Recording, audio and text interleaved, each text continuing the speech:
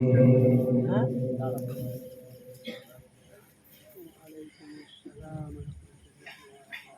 একটু তাকবীর দেন, নারায়ে তাকবীর। এত রাতেও আপনাদের তো গলায় ভালোই আওয়াজ আছে। নারায়ে তাকবীর। জনাব আলহাজ মোহতারাম মৌলানা শাহানুর আলম সাহেব হুজুর বলেন জিন্দাবাদ। নারায়ে তাকবীর। সিলসিলায়ে মুজাদ্দিদুজ জামান। আমরা একদম শেষ মুহূর্তে চলে এসেছি। আমার উঠতে দেরি হলেও নামতে দেরি হবে না। এত সময় ধরে আপনারা ধৈর্য ধরে বসে আছেন, সকলের জন্য তাবারকের ব্যবস্থা আছে। তাবারকটা গ্রহণ করে যাবে, ঠিক আছে? ঠিক আছে। আলহামদুলিল্লাহি নাহমাদুহু ওয়া নাস্তাঈনুহু ওয়া নাস্তাগফিরুহু ونؤمن به ونتوكل عليه ونعوذ بالله من شرور أنفسنا ومن سيئات أعمالنا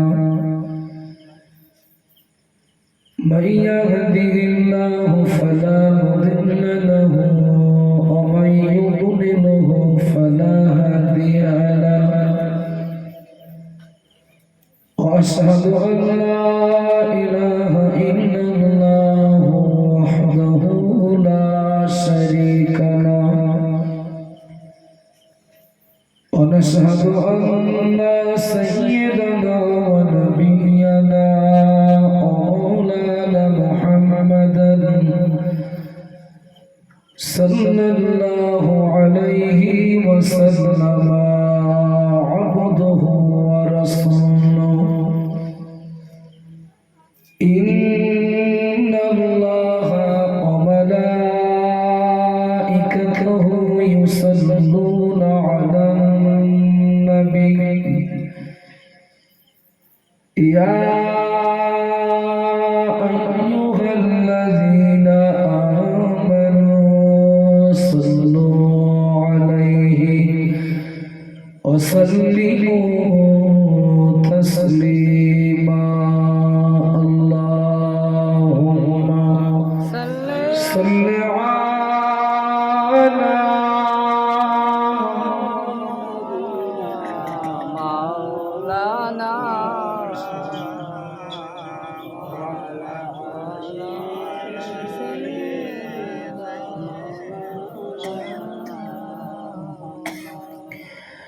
أما بعد أعوذ بالله من الشيطان الرجيم بسم الله الرحمن الرحيم كل نفس ذائقة الموت قال رسول الله صلى الله عليه وسلم إن القبر أول منزل من منازل الآخرة أو كما قال عليه السلام সম্মানীয় আজকে সভার সভাপতি সাহেব, সম্মানীয় মসজিদের ইমাম সাহেব, আমন্ত্রিত ওলামায়ে কেরাম, বিশেষ করে আমার আগে বক্তব্য রেখে গেছে আমার বড় ভাইয়ের সমতুল্য বাংলার প্রখ্যাত আলেমে দ্বীন আলহাজ মোহতারাম মৌলানা শাহানুর আলম সাহেব হুজুর, সম্মুখে বসে আছে, মাইকের আওয়াজে আছে দিন দরদি নবী প্রেমিক আল্লাহওয়ালা আল্লাহওয়ালি বাপ ভাই মা ও বোনেরা, আল্লাহ শুকরিয়া আদায় করছি যে আল্লাহ পাক রব্বুল আলামিন পবিত্র জিলকাদ মাসে এমন একটি রজনীতে সারাদিন অক্লান্ত পরিশ্রম করবার পর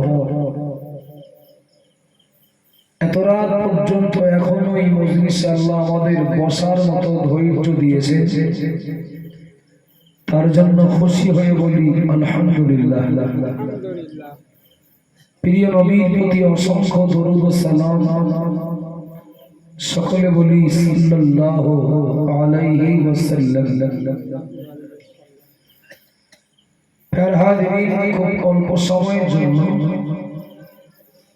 আমাদের জন্য উপকারী প্রয়োজনীয় এমন কিছু কথা আলোচনার নিয়াতে আয়াত ও হাদিস পড়েছি। যারা বসে আছে আর কিছুক্ষণ একটু ধৈর্য ধরে একান্ত প্রয়োজনে যারা উঠছেন, প্রয়োজন মিটে গেলে আবার মজলিসে এসে বসবেন এ আহ্বান জানি আমি আমার আলোচনা শুরু করছি। আমরা যারা দুনিয়াতে বেঁচে আছি, ধর্ম নিয়ে বাঁচি আর ধর্ম হারা হয়ে বাঁচি, সবার একদিন মরণ হবে, এতে কারোর দ্বিমতের জায়গা নেই। যিনি ধর্ম পরায়ণ তিনিও মরবেন, যিনি ধর্ম হারা তিনিও মরবেন, যিনি আল্লাহ রাসূলের বিধান মতো চলেন তিনিও মরবেন, যিনি স্বেচ্ছাচারিতার জীবন যাপন করেন তিনিও মরবেন। ধর্ম পরায়ণ মানুষটা মারা গেলেও গোসল হবে, কাফন পরানো হবে, জানাজা হবে, মুসলমানের কবরস্থানে তার কবর দেওয়া হবে।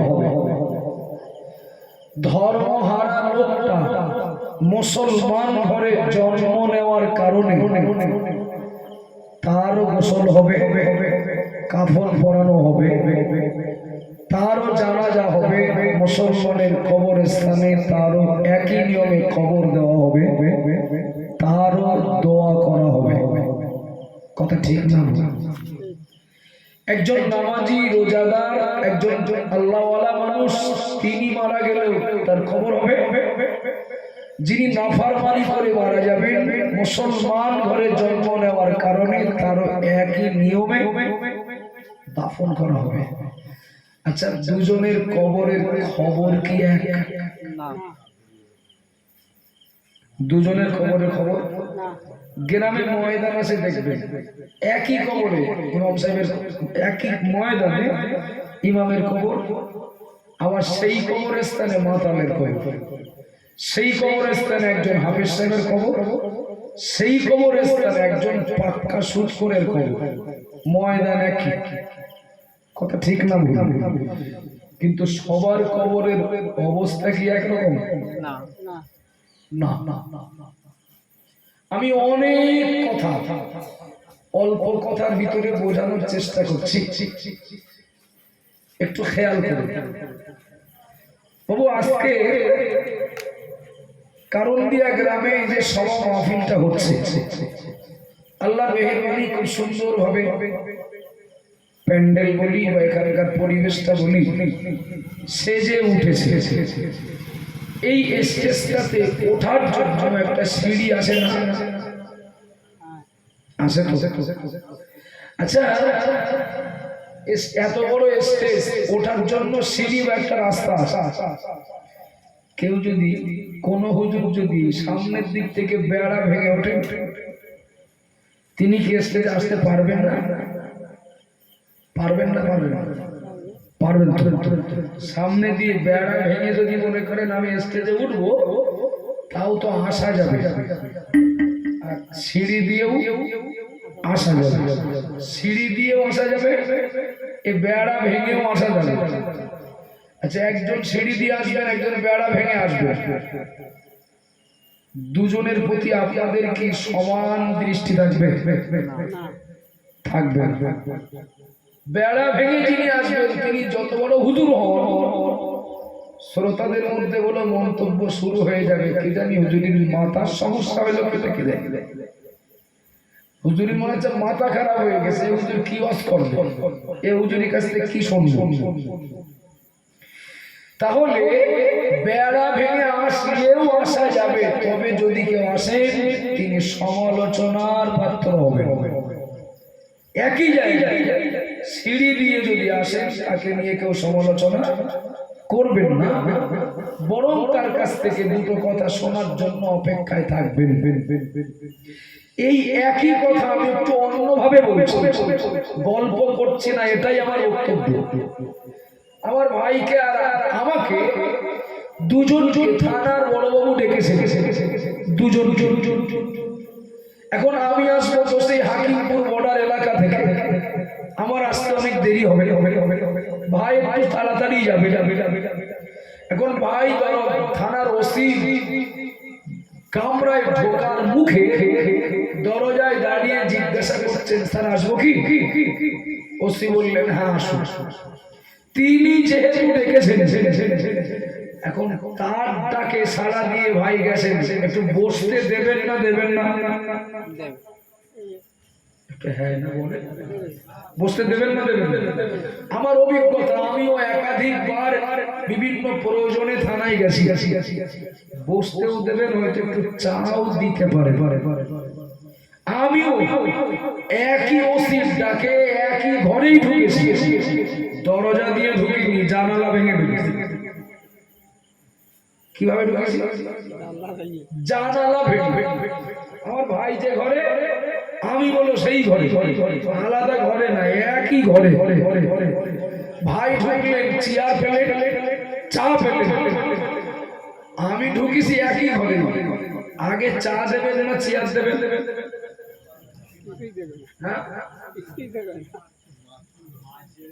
আগে আমার বাবাজি একদম ক্লিয়ার বলেছে, আমি ঢুকলে আগে মা। কেন?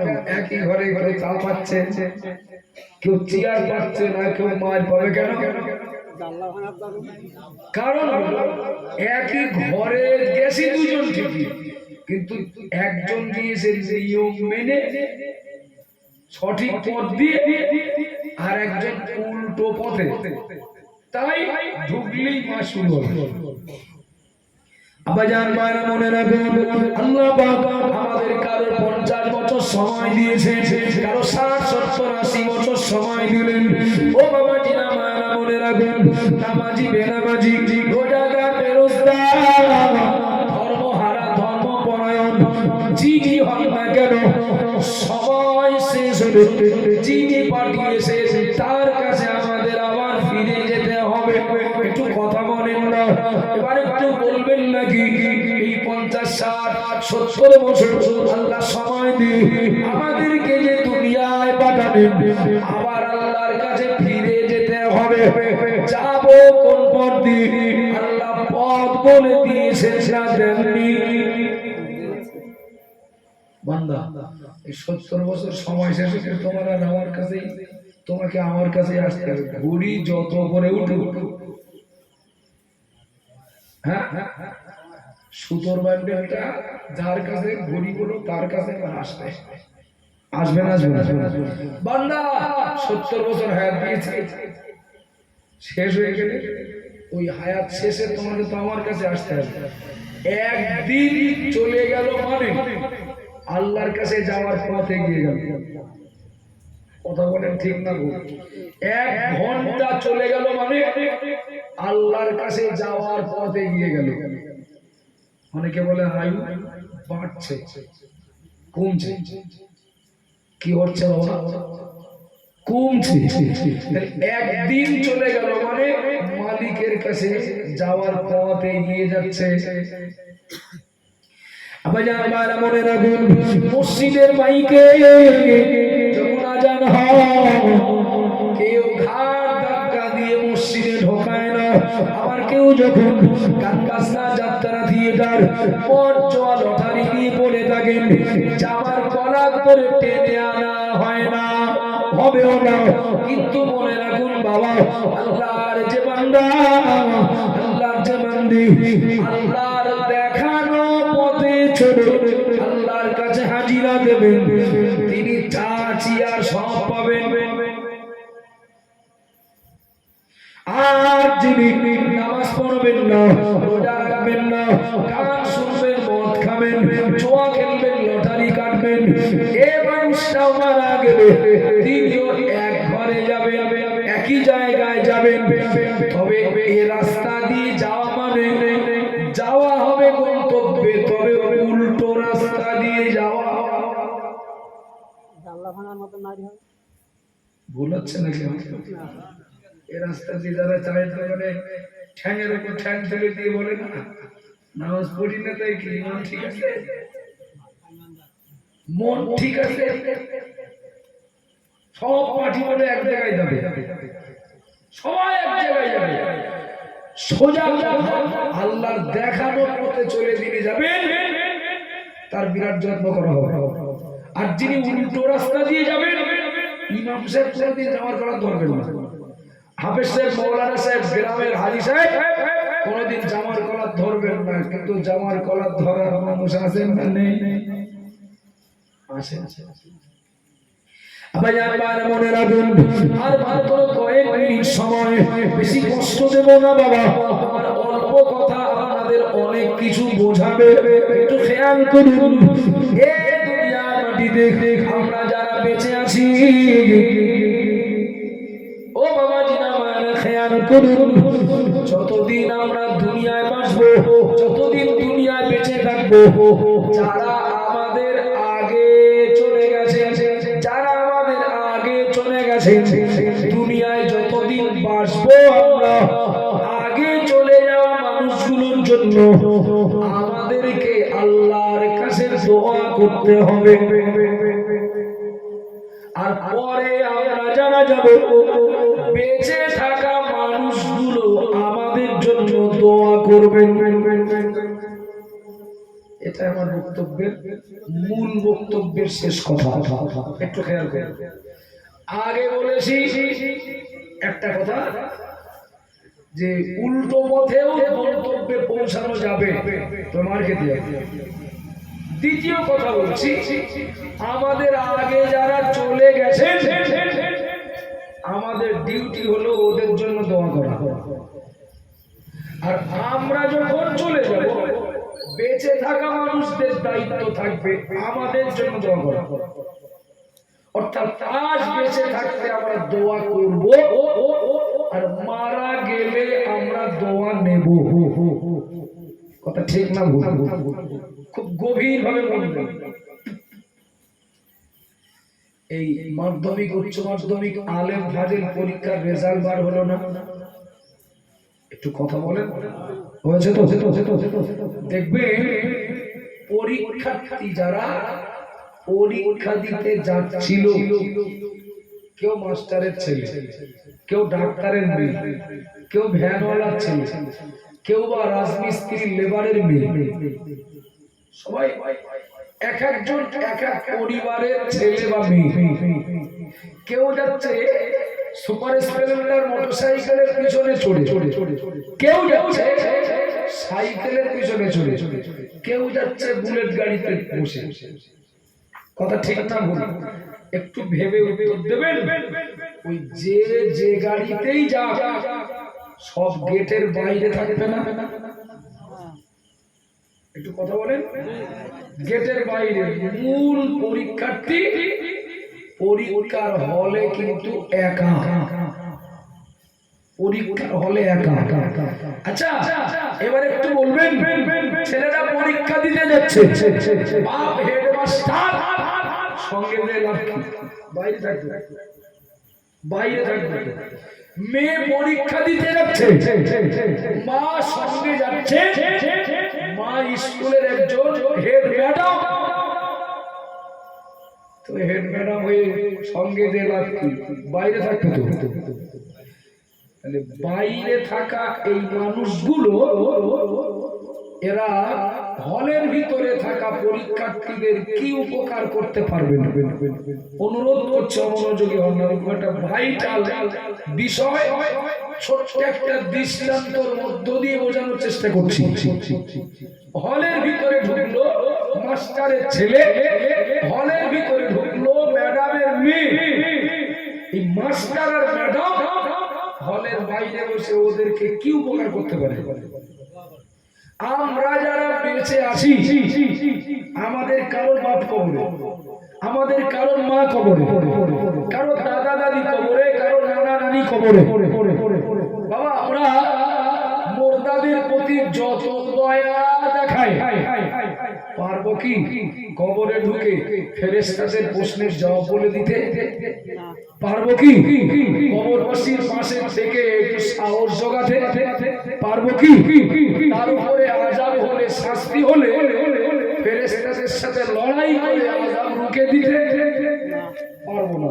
কি পারবো? হলের বাইরে থাকা মাস্টার আর ম্যাডাম বা ছাত্র ছাত্রীদের গার্জিয়ান যারা, এরা একটা কাজ করতে পারবে, দোয়া করতে পারবে। আল্লাহ পাক আমার ছেলে পরীক্ষার হবে, আমার মেয়ে পরীক্ষার হবে, আল্লাহ প্রশ্নের উত্তর যেন ঠিকঠাক দিতে পারে। খুব মন দেন, ছেলেটা মেয়েটার আব্বা মা পঞ্চম প্রিয়জন যারা হলের বাইরে, এরা দোয়া করতে পারে, আল্লাহ পাক আমার ছেলে, আমার মেয়ে, আমার ভাই, আমার বোন, আমার অমুক আপনজন পরীক্ষা দিচ্ছে, প্রশ্নের উত্তর যেন ঠিকঠাক দিতে পারে, রেজাল্ট যেন ভালো হয়।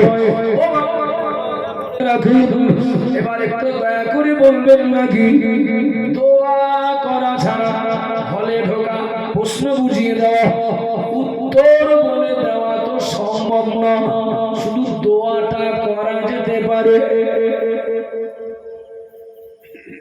এইবার বলেন দোয়া যে হেডমাস্টার করবেন, হেড ম্যাডাম যে দোয়াটা যে করবেন, আল্লাহর কাছে তো দোয়া করবেন। আচ্ছা, এই হেড ম্যাডামের প্রতি আল্লাহ যদি খুশি না থাকেন, এ দোয়া কাজে লাগবে না? এ দোয়া কাজে লাগবে?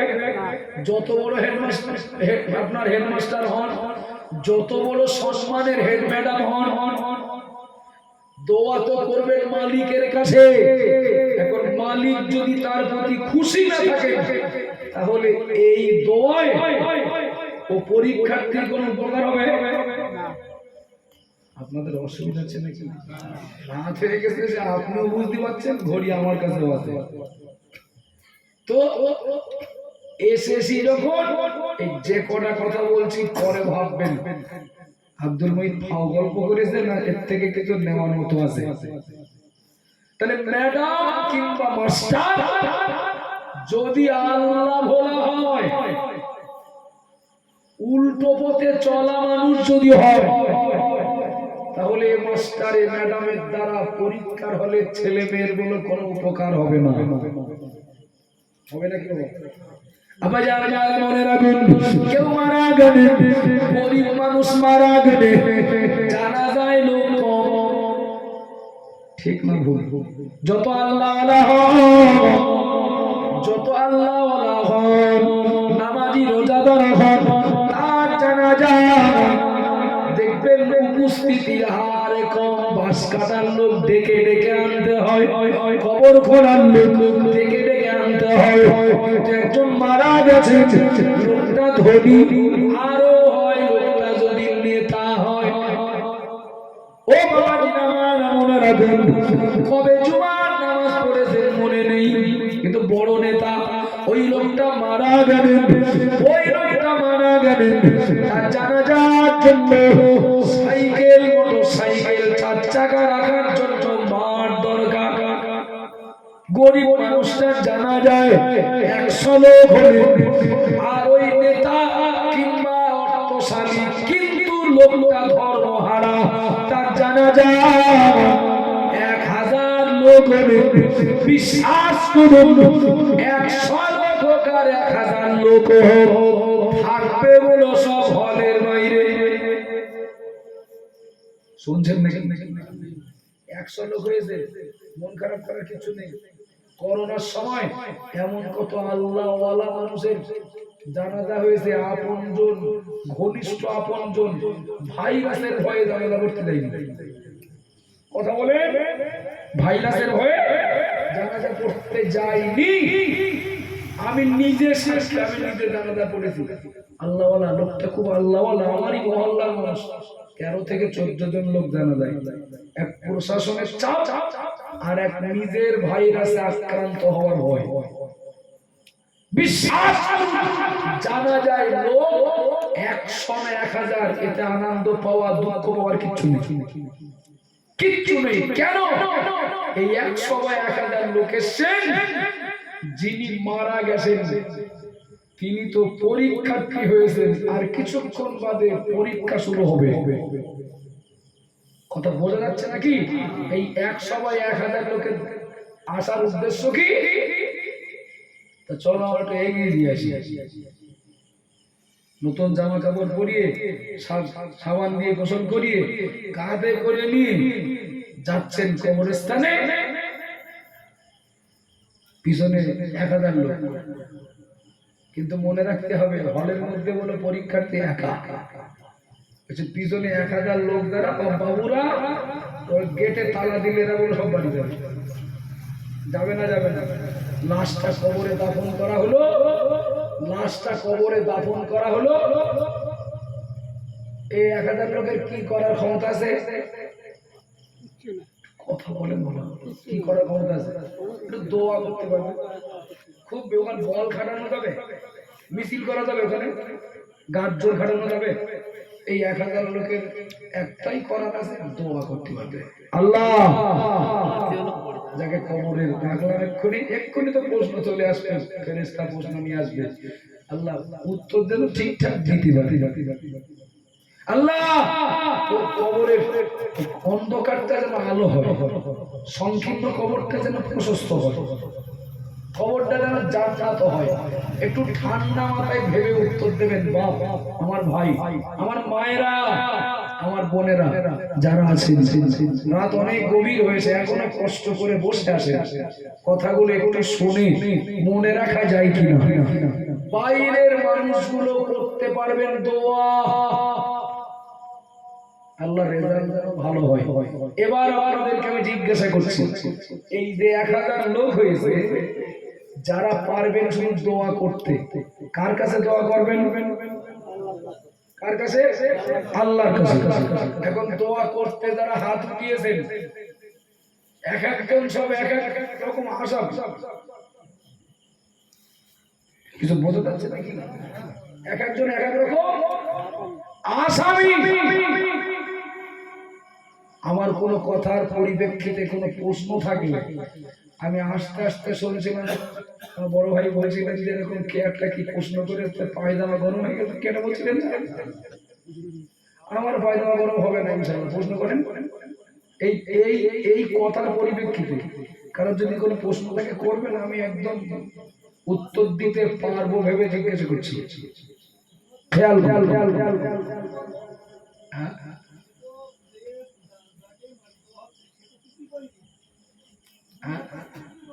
হ্যাঁ,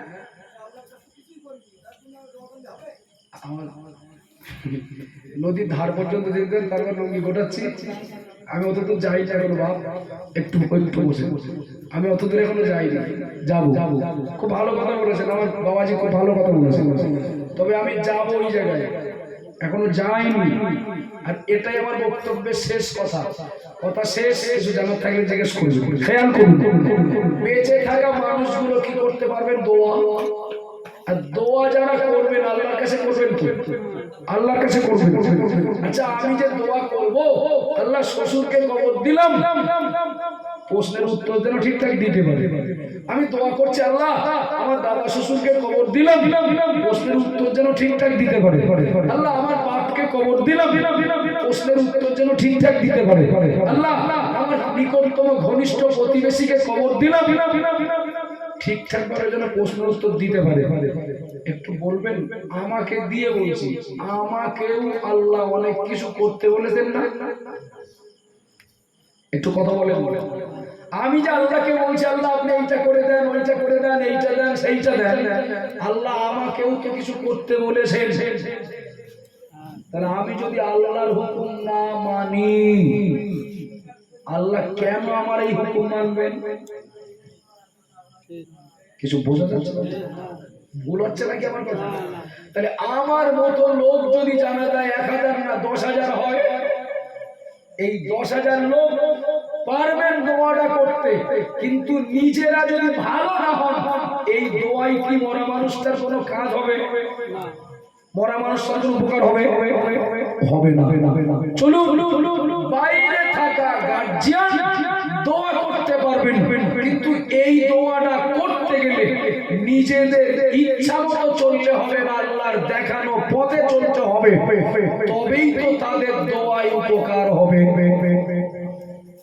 বেঁচে আছি আমরা যারা, এই মজলিসে আমরা যারা আসি, আমাদের মুর্দারা হলের ভিতরে, আমরা কিন্তু হলের বাইরে কি করতে পারবো? মুর্দাদের জন্য দোয়া করতে পারবো। এই দোয়াটা করতে গেলে আল্লাহ আমাদের যে হুকুমগুলো করেছেন সেগুলো মানবো, তবে তো আল্লাহ আমাদের দোয়া কবুল করবেন। কি আপনাদের অসুবিধা হচ্ছে নাকি? আমার কথা বুঝতে সমস্যা হচ্ছে নাকি? মনে রাখুন ও মা, বোনেরা, মনে কেঁদে আমি দুটো কথা বুঝিয়েছি। উল্টো পথে চললেও একই জায়গায় যাব। উল্টো পথে চললে ইমাম আমার মারবেন না, মুয়াজ্জিন সাহেব মারবেন না, হাজী সাহেব জামার গলা ধরবেন না। উল্টো পথে যদি চলি, একদিকে আমি ঢুকলে মার খাবো, আর উল্টো পথে চলার জন্য আমার মুর্দারা আমার দোয়ায় উপকার পাবে না। কথা ক্লিয়ার? আর যদি আল্লাহর দেখানো পথে চলি, তাহলে একদিকে আমার গন্তব্যে পৌঁছানোর পর আপ্যায়ন পাওনা হবে, আর আল্লাহর দেখানো পথে চললে আমার দোয়ায় আমার মুর্দারা উপকার পাবে। কথা ঠিক না বাবা? আমার এই চাচাজি যে কথা বলছিলেন, এবার ওটা হলো পরের পাঠ, ওটা পরের পাঠ। হলের বাইরে সব আল্লাহওয়ালা মানুষ, আগে খারাপ বলেছি এবার ভালো বলছি, হলের বাইরে আল্লাহওয়ালা মানুষ। ও বাবা জিরা মানা যত মানুষ রয়েছে, আপনাদেরকে জিজ্ঞাসা করছি, সন্তানের জন্য আব্বা মা যদি দোয়া করেন, এই দোয়া কবুল হওয়ার গ্যারান্টি আছে না নেই? সন্তানের জন্য বাপ মার দোয়া শিওর কবুল হয়। পরীক্ষার্থী ছেলে মেয়ে আব্বা মা দুইজন, একজন বড় পীর আব্দুল কাদের জিলানী, আর একজন তার স্ত্রী উম্মুল খায়ের মা ফাতেমা। আবু সালেহ মুস্তাজাঙ্গি আর তার স্ত্রী উম্মুল খায়ের মা ফাতেমা, আর পরীক্ষা দিচ্ছে বড় পীর। ঠান্ডা মাথায় নেন, আমি অবুঝ নই যে রাত একটার সময় আপনাদের নিয়ে বেকার গল্প করব।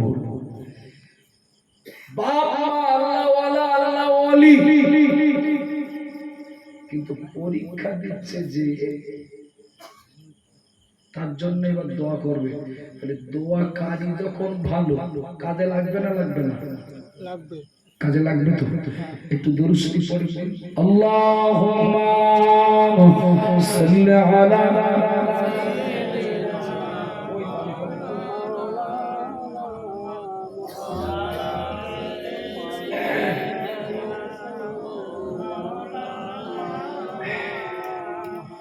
ওই মদিনার বাদশা তুমি নবী সরওয়ার, ওই মদিনার বাদশা তুমি নবী সরওয়ার, শান্তি তুমি ধুলির ধারণ কর, ওই মদিনার বাদশা তুমি নবী সরওয়ার, ওই মদিনার বাদশা তুমি নবী সরওয়ার। আল্লাহুম্মা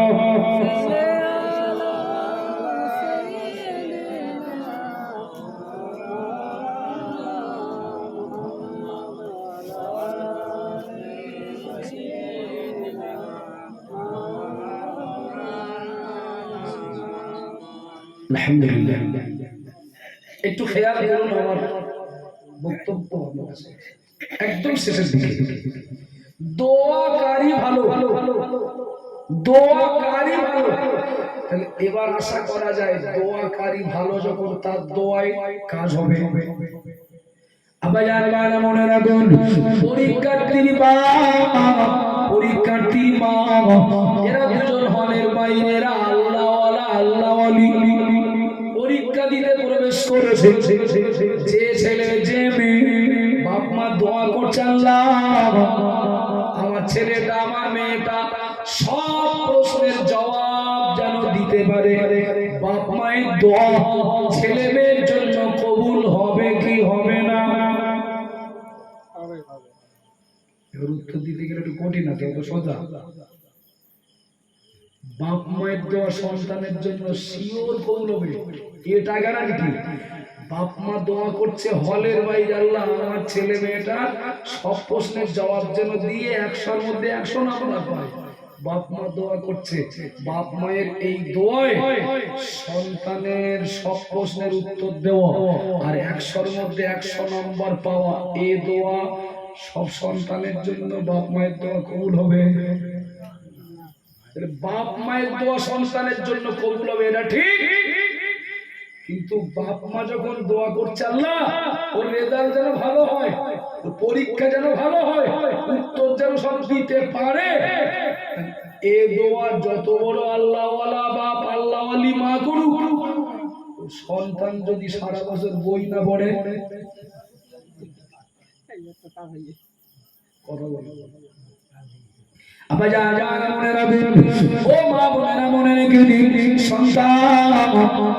যদি বই না পড়ে সন্তান বলে কথা না, যে হলের ভিতরে তার জন্য যারাই দোয়া করবেন, মুফতি সাহেব দোয়া করবেন, মৌলানা সাহেব দোয়া করবেন, হাফেজ সাহেব দোয়া করবেন, পীর সাহেব দোয়া করবেন, আল্লাহ পাক ওর রেজাল্ট যেন ভালো হয়।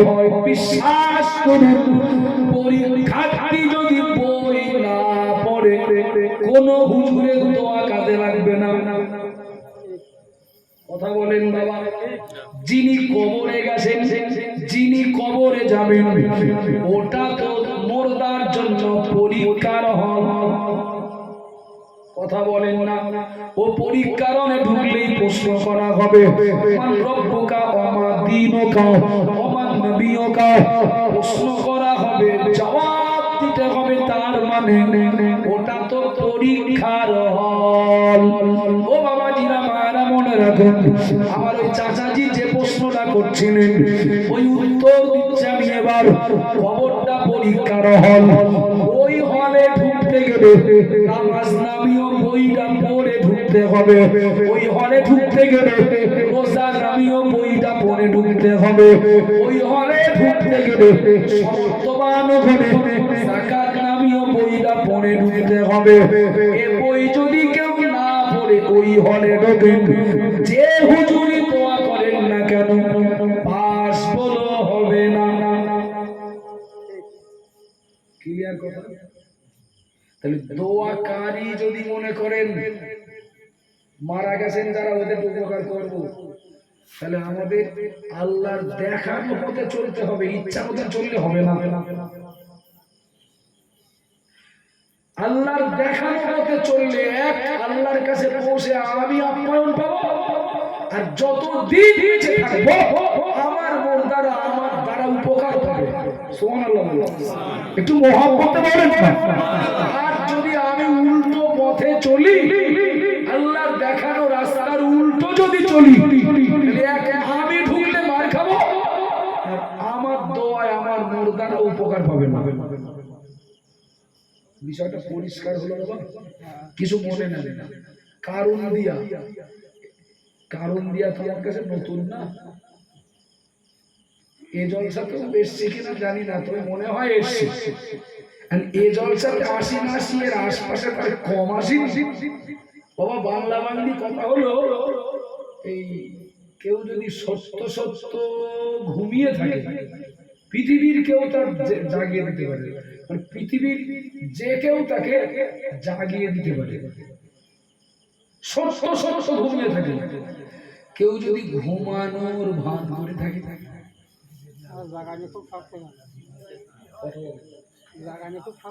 কাজ কেউ যদি ঘুমানোর ভান করে থাকে, তাহলে কেউ তার ডাকতে পারবে। আমার পরে মনে করেন আরো হুজুর দুজন আছে, কেউ যদি জেগে ঘুমানোর ভান করে থাকে, কোন হুজুর তো ডেকে না। একটু কথা বলেন না বাবা। আচ্ছা, এই সময়টা কারণ দিয়া গ্রামে এই মহল্লার মানুষরা যদি না দিতে পাপ হতো। একটু হ্যাঁ না মুরব্বীরা না, আপনারা একটু জিরিয়ে নেন, আমার যুবক ভাইরা একটু হ্যাঁ না বলেন। এই মহল্লার মানুষ এই সভাটা যদি না দিতেন পাপ হতো। কারো কারো মনে হচ্ছে কিরকম বলে তা কি জানি, কিন্তু ফরজের থেকে আরো গুরুত্বপূর্ণ। একটু ভেবে উত্তর দেন দিন, এ সভাটা না হলে পাপ হতো? হতো না, হতো না। কিছু লোক আছে মেলায় টাকা দেবেন, খেলায় টাকা দেবেন, গান বাজনায় টাকা দেবেন, প্রার্থীকে জেতানোর জন্য প্রার্থীর হয়ে পক্ষের লোকদের চুল্ল কিনেও দেবেন, মসজিদে টাকা দেবেন, সবাই টাকা দেবেন না, ধর্মের কাজে টাকা দেবেন না। কিছু লোক আছে না, একটু কথা বলেন না। এ সভাতে কেউ যদি টাকা না দেন, কেউ যদি না দেন, তার বাড়ি কি কালকে হামলা করা হবে? হবে না তো। তাই তিনি দিতেও পারেন, তিনি দিতেও পারেন না। এ সভাটা এ গ্রামের মানুষ দিতেও পারেন, নাও দিতে পারেন। এ সভাতে কেউ চাঁদা যদি না দিয়ে থাকেন, তার ব্যক্তিগত ব্যাপার, তিনি দিতেও পারেন, নাও দিতে পারেন। এ সভাতে সবাই আসেননি, কেউ না কেউ বাড়ি আসেন, কেউ না কেউ বাড়ি আসেন, তার বাড়ির থেকে ধরে আনা হবে না। তিনি আসতেও পারেন, নাও আসতে পারেন। বাবা মসজিদ এই সভা হতেও পারে, দিতেও পারে, নাও দিতে পারে। টাকা দিতেও পারে, নাও দিতে পারে, ব্যক্তিগত স্বাধীনতা। উপস্থিতি, হ্যাঁ উপস্থিতিটাও দিতেও পারে, নাও দিতে পারেন, ব্যক্তিগত স্বাধীনতা। মসজিদে আজান হলে মুয়াজ্জিনের ডাকে সাড়া দিতেও পারে,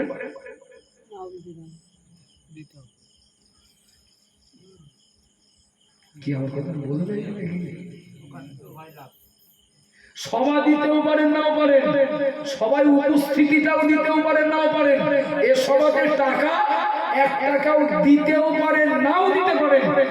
মুয়াজ্জিনের আযানে সাড়া দিতেও পারেন,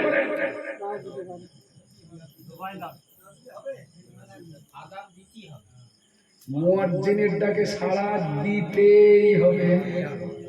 ঘুর লেগে যাচ্ছে না, আগে আগে চুপ করে রয়েছে না, মুয়াজ্জিনের ডাকে সাড়া দিতেই হবে। এই জলসাতে কেউ চাইলে টাকা দিতেও পারে, নাও পারেন। মসজিদের জন্য দান দিতেও পারে, নাও পারেন, ওটা বিবেকের উপর নির্ভর করে। কিন্তু সমর্থবান ব্যক্তি হলে কুরবানি এবং যাকাত দিতেও পারেন, নাও দিতে পারেন। কি ওয়াজ বলে, ওর কাজ বলে, ওয়াজ কারে বলে?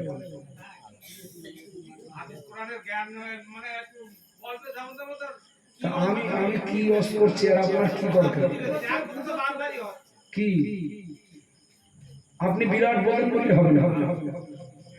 আপনার মতো বক্তার শ্রোতার জন্য আমি বক্তা না, একদম না। এমনি বক্তব্যের টাইম শেষ।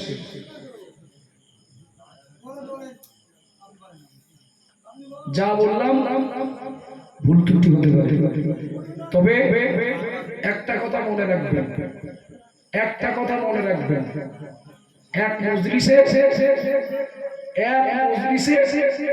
বিভিন্ন চাহিদা শ্রোতা থাকে, থাকেন না থাকেন।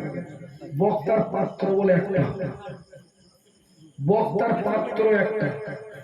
আমার হাতে সময় খুবই কম, আমি কম সময়ের ভিতরে অনেক কথা বোঝানোর জন্য কোনো ঘটনা বলিনি, কোনো ঘটনা বলিনি, কোনো জীবনী বলিনি, গল্পের ছলে যা বলছি একটাও করোনাদেশের বাইরে। এটা হ্যাঁ না বলেন, গল্পের ছলে যা বলেছি একটাও করোনাদেশের বাইরে বলেন। আমি কান ধরে বসবো, একটাও করোনাদেশের বাইরে। আমি বিক্রি করবো তরকারি রুটি, আপনি বুঝতে না পেরে সরকারি রুটি শুনবেন, ওটা আপনার দুর্বলতা। আসল প্রিয় নবী একটু সালাম পড়িয়া নবী সালাম।